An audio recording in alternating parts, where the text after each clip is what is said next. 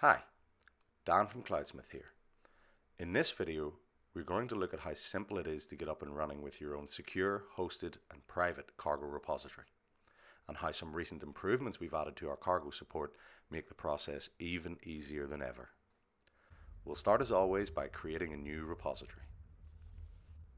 We give our repository a name and make sure to select the repository type private, and then just click Create. We have a new empty repository. If you click the green upload button, you can see that all our repositories are fully multi-format. So if you work in many languages, you can upload all your packages in one place. But for now we choose cargo. You can drag and drop your crate directly onto the upload form, or you can click this link for further information. This page provides full instructions for the upload methods that we support, including the web interface we've just seen, the Cloudsmith command line using the Cloudsmith push command, and the Cloudsmith API, including links to the full API reference and some ready to cut and paste curl examples, including your repository owner and name already pre-configured. In this video, however, we're going to demonstrate our new support for the native cargo tooling.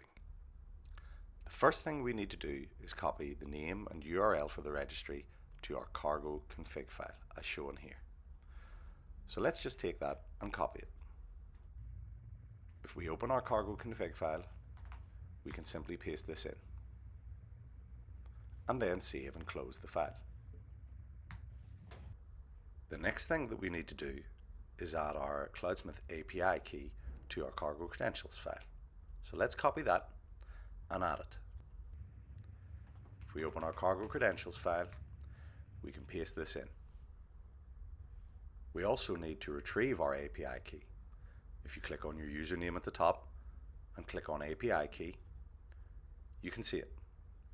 Just copy the API key and paste this into your cargo credentials file. And then save and close the file. We now switch to the directory containing my example Rust project. If we look at the source file in this project, you can see that it just returns a simple string, Cloudsmith, be awesome and automate everything.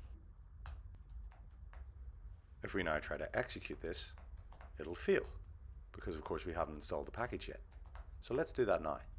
This is extremely easy thanks to our new support for the cargo tooling. We just do cargo publish with the name of our Cloudsmith repository, and that's it. Cargo is now pushing the package to our repository, and it's done. If we now switch back to the Cloudsmith website, we can see our new crate.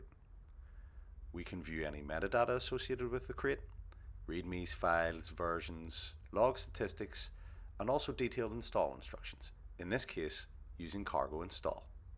So let's try that. We copy the cargo install command and just paste it in our terminal. Cargo is now installing the package, and it's done.